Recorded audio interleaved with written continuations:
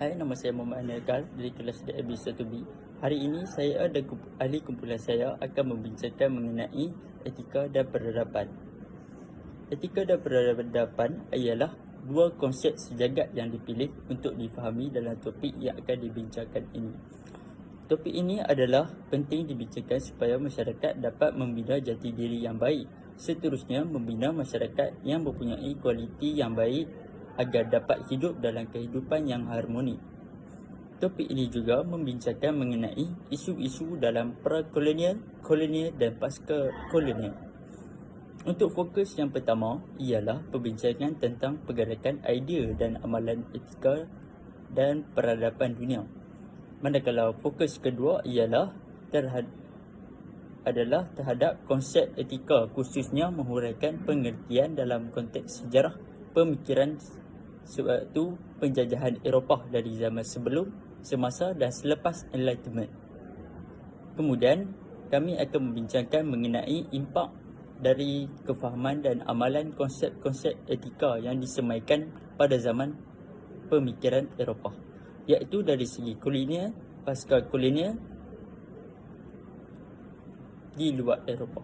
Seterusnya, fokus yang ketiga ialah konsep peradaban berdasarkan susun masa pra-kolonisme, kolonisme dan pasca-kolonisme dari timur dan barat serta perspektif agama dan kepercayaan masing-masing. Akhir sekali ialah contoh-contoh yang boleh ditimba daripada pengalaman sejagat dalam alam Melayu semasa zaman dahulu hingga sekarang. Assalamualaikum warahmatullahi wabarakatuh. Saya Adam Najhan bin Muhammad dari kelas DIB 1B. Saya diberi tajuk 1. Konsep etika dan peradaban. Maksud etika dan peradaban. Etika berasal daripada perkataan krens ataupun ethos yang membawa maksud sifat, sikap dan adab tertentu dari tingkah laku seseorang. Peradaban pula membawa maksud menurut Kamus Dewan, keadaan serta tingkat kemajuan pada setiap jasmani dan harmoni sesuatu bangsa, masyarakat dan sebagainya. Seterusnya, elemen-elemen etika yang dapat membantu perpaduan dan kesepaduan. 1. Kesedaran moral. Kesedaran moral individu yang tinggi adalah elemen kunci dalam membentuk perpaduan. Ini bererti individu memahami nilai-nilai moral dan prinsip-prinsip etika yang baik dan berusaha untuk mengikutnya. 2. Toleransi dan penghargaan terhadap perbezaan. Kesatuan dan kesepaduan sering kali memerlukan penghargaan terhadap perbezaan pendapat, keyakinan dan budaya antara individu. Toleransi terhadap keagamaan adalah elemen penting dalam mencapai kesepaduan. Ketiga, keadilan dan kesetaraan. Elemen ini mencakup prinsip-prinsip keadilan dan kesetaraan dalam memperlakukan semua individu dengan adil tanpa memandang asal-usul agama, jenis kelamin dan latar. Baik. Hai, nama saya Gabilesh Anak Lelaki Santana Sami. Saya dari DIB 1B. So, hari ini saya nak bincangkan tentang kesan-kesan pengabaian etika yang berlaku pada masa kini. Kesan bermaksud apa yang akan jadi jika pengabaian etika berlaku. Yang pertama, seseorang itu akan hilang maruahnya kerana tiada etika dalam menjaga pengurusan diri. Contohnya, kekemasan, adab bertutur, tidak menutup aurat dan sebagainya. Seterusnya, seseorang itu akan resis. Contohnya, mereka tidak menghormati perayaan dan kebudayaan lain. Selain itu, tiada menghayati agama yang diikut olehnya.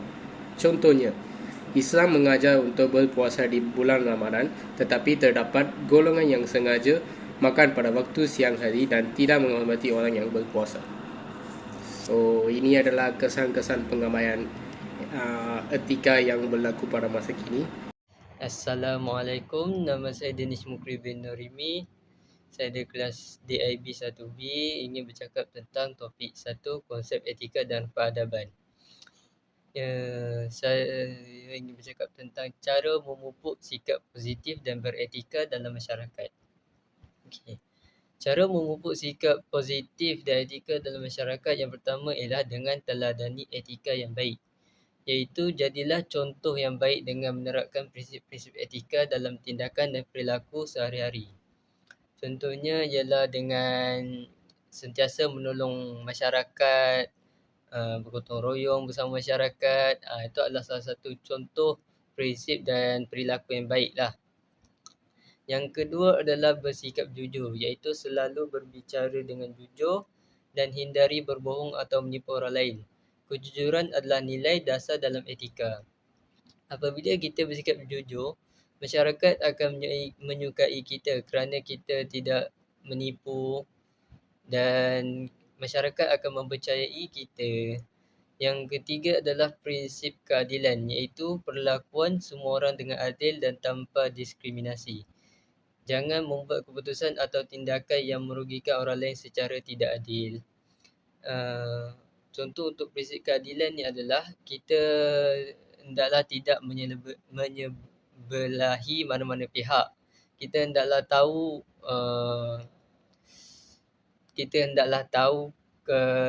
dua-dua cerita daripada dua-dua pihak. Maka dengan itu kita akan bersikap adil dalam membuat keputusan. Okey, itu saja. Hai, saya Ahmad Firdaus bin Muhammad Ishak dari kelas DIB 1B ingin menceritakan rumusan topik ini. Antara pengajaran yang kita dapat pelajari dalam topik ini adalah kita mesti menjadi seorang yang baik dalam masyarakat ini dan menjadi contoh kepada generasi akan datang agar dapat menjamin keamanan negara kita dan keselamatan negara kita.